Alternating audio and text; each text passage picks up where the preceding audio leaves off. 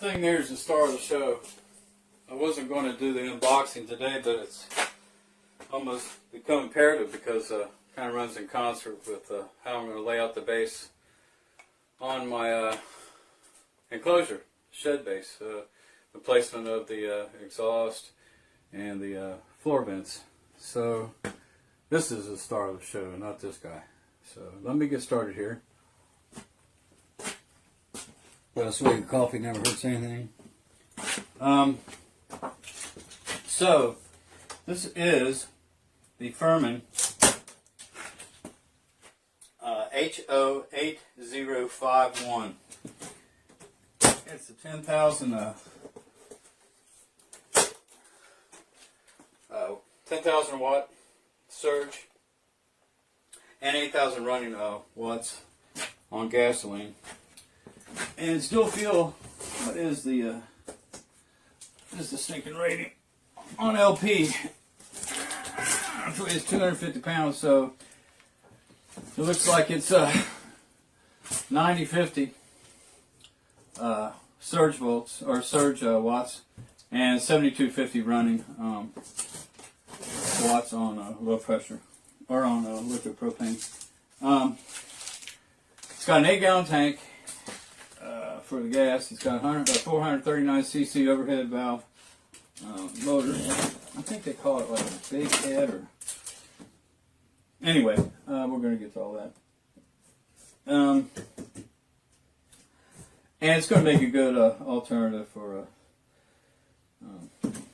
whenever the power goes out and my need for running amperage off of 50 amp and 30 amp connections for my tools and for house current. So what I need to do is look at the footprint of this thing, and I'll probably make another video for the running and the break-in and all that stuff. All I want to do now is look at the thing and get an idea of what it's going to be like, so that I can lay this footprint out on my base. Been waiting a long time for this. I know I was shopping for a unit for a good long while, and over a year. And so I got this thing on eBay. I said in the last video for $800.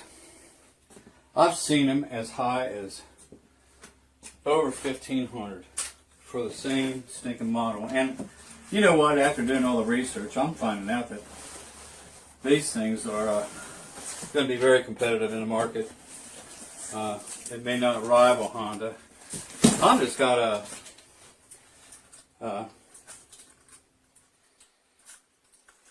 fuel ignition now, which takes all the carburation hassles for altitude and gumming and all that stuff. And of course, I mean, you can still foul igniters, but our fuel what am I trying to say? Injection.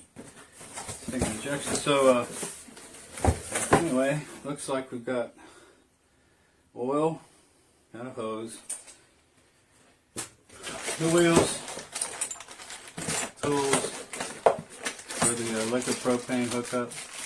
These are the stoppers for the pump support, got a funnel, and that's it. That's the accessories. So I'll reach back for that later. Like I say, right now I want to just get some measurements.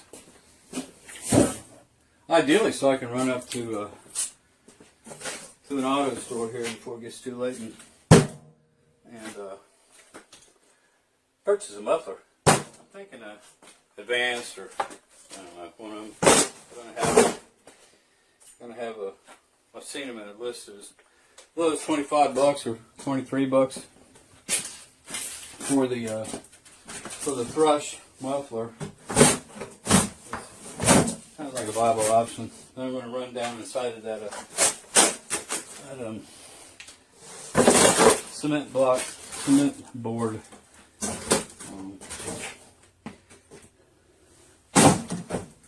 Plenum area that I've got in the base.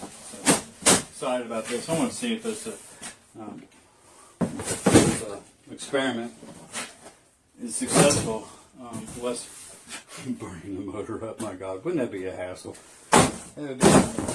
That'd be the worst case scenario. I don't think it's going to happen. I think we're going to be all right. And if not, then I'll just conform to sentiment and join forces with everybody else and just suck it up. But I'm hoping that I'm on to a new thing and maybe able to help some people.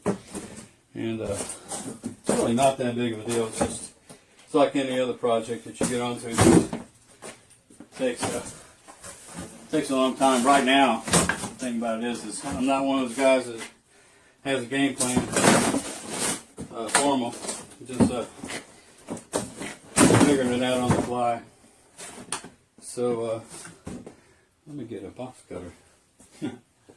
I was kind of avoiding that because I'm cutting this concrete board.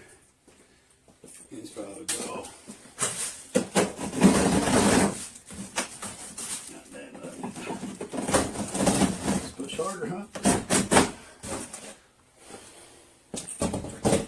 Alright, so this is a little unboxing. I'll tell you what, let me, this is going to be super boring. Let me pause it here and I'll come back when I get it out. Okay, so I can see something now that's already worrisome. Since I am going to be building these surfaces up with at least, what is this, quarter inch, half inch of cement board, 2-3 inches, probably compressed a good inch and a half of that insulation batting and the backing. I would imagine that it's going to put that surface out at least 2 inches. This footprint in here is, the base is 27.5. The wheel length that the wheel width that I have on this generator is 27.5. So even though it's just 6 inches up, I still want to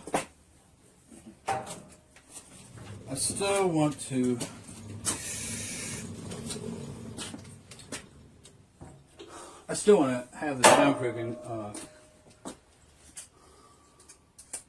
from the ceiling to the floor. So that means the wheels are coming off. The wheels are coming off, and I don't know if that would probably cant that. I'll have to work that out as far as maybe I'll put some 2x in back here. I'll take a measurement and work all that out. But this measurement here from outside to outside on the wheels is this depth here, pretty much on the money. So those wheels are a good 3 1/4 on each side, which is going to give me an extra 6 inches to play with, which is going to be just fine and dandy for the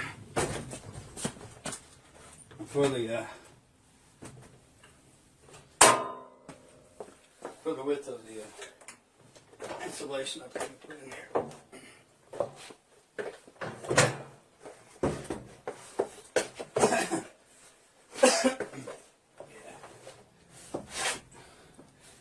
If I hug that wall, and I pull this,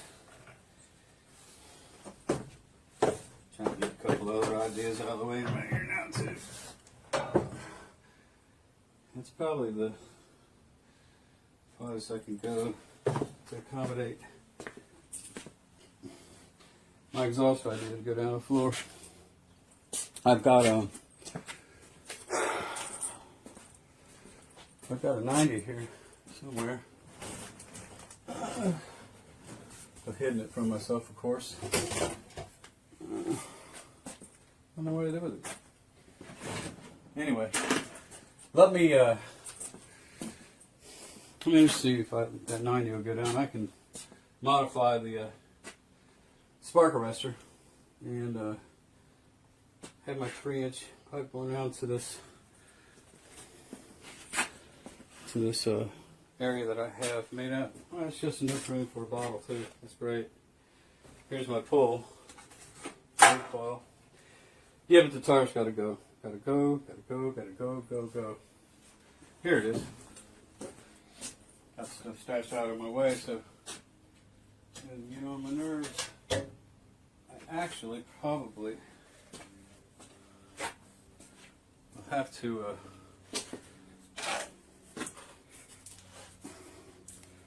modify this as well. So yeah.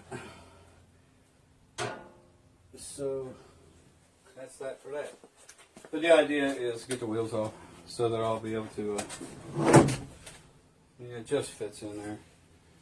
And if I wasn't going to insulate, that would be fine and dandy. But something I've always thought about too is like, this generator is not going to go anywhere. It's going to stay in there. But if I ever did want to take it out, I can always just, I'll just throw them in there somewhere, you know? No big deal.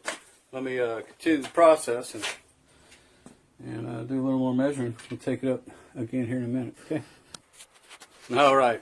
To try to spare you all from watching me try to figure out the square root of stuff, I've gone on and done some cursory measurements.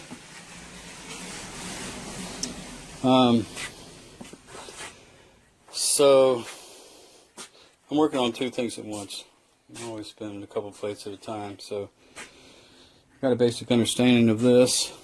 I have a template here from a floor plan and taped out the dimensions more or less, but what I'm going to do here is so that I can keep the drain going and the store's closed is I think I'm going to get a 3/4 inch tap into where this spark arrestor goes. And either that or I'm going to take this spark arrestor, the holder for that securing plate, which is this thing here. And I'm going to run up the street and work something out. This thing here, I think, was cross-threaded, so I got to get another hardened bolt for that. Other than that, I want to go on and post this as number 2 because it's getting a little long. And shoot, I don't know if it's video 1 or video 2. I can't remember now. But anyway, hey, how's it going? Good to see you, Matt. We got more rain on the way. Oh no, are you serious? It's this weekend. My goodness. I've got some capacitors I got to get on my heat pump. I'm not going to do that in the rain. They're saying 1.5 inches this weekend. At least it's not snow. If it was, we'd ski it, right? Anyway, let me get off here. I'll talk to you guys later. Thanks.